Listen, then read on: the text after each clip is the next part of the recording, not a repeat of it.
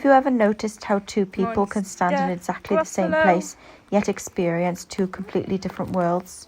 A few years ago, if I had walked through a forest like this, I wouldn't have heard the birds, I wouldn't have noticed the sunlight dancing through the trees, I wouldn't have smiled at the sound of sticks crunching beneath our feet.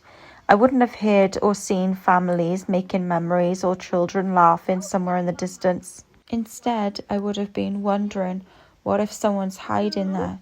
What if something happens? What if we get lost? And the interesting thing is, it wasn't just forests. If I had walked through a busy city, I didn't see cafes or people enjoying themselves or the excitement of a busy place. I saw crowds, noise, escape routes. Basically everything that could go wrong. It didn't matter where I went, whether I was surrounded by people or completely alone.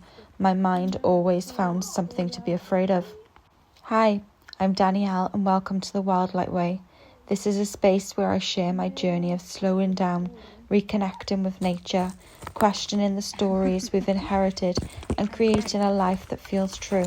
I used to wonder how other people did it. How could somebody wander through a busy city looking so relaxed?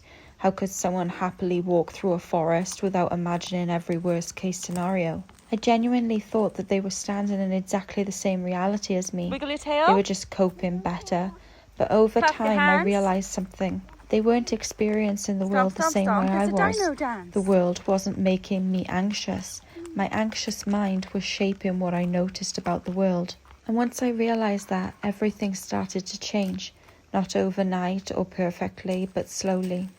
Now when I walk through places like this, I notice different things. I hear the birds before I hear fear. I notice the cool air filling my lungs, the smell of pine, the sunlight finding its way through ancient branches. I hear laughter echoing through the woods. I watch Lucas reach up and pull gently on the branches, almost as if he's introducing himself to the trees.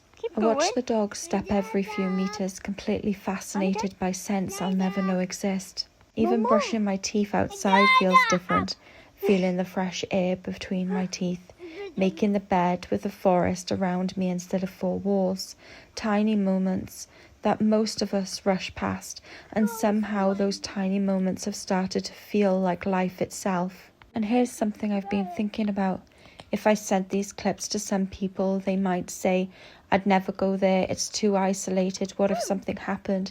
And I understand that, because I used to think that exact same way. But yesterday, there were children running through the woods, families having barbecues, people camping, dog walkers smiling as they passed, people who simply wanted to spend a summer's day outside. The forest hadn't changed. My perspective had. Now, I'm not saying the world is perfectly safe.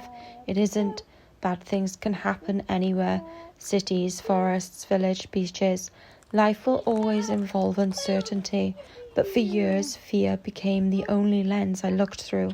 And now when fear is the only thing we're looking for, it's often the first thing we notice. When that lens began to soften, I didn't stop being aware.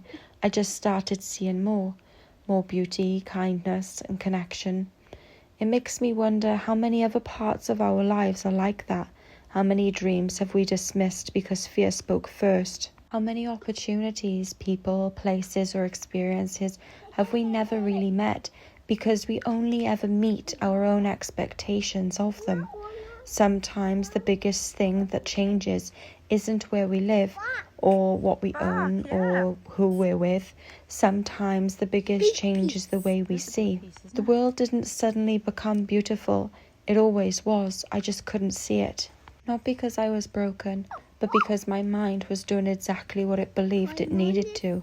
Protect me. And while I'm grateful that that part of me helped me to survive, I'm even more grateful that I no longer have to experience every moment through fear alone.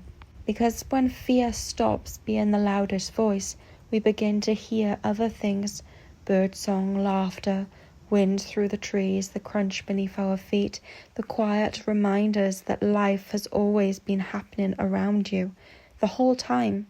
So maybe instead of asking yourself, how do I change my life? Ask yourself, what might I notice if I looked through a different lens? Sometimes the world doesn't need to change. Sometimes we do. Thank you so much for watching. If this resonated with you, I'd love to hear from you in the comments. Has your experience of the world ever changed as you've changed? If you enjoyed this video, don't forget to like, subscribe, and come along for the journey. This is the Wildlight Way, and I'll see you in the next one. Bye.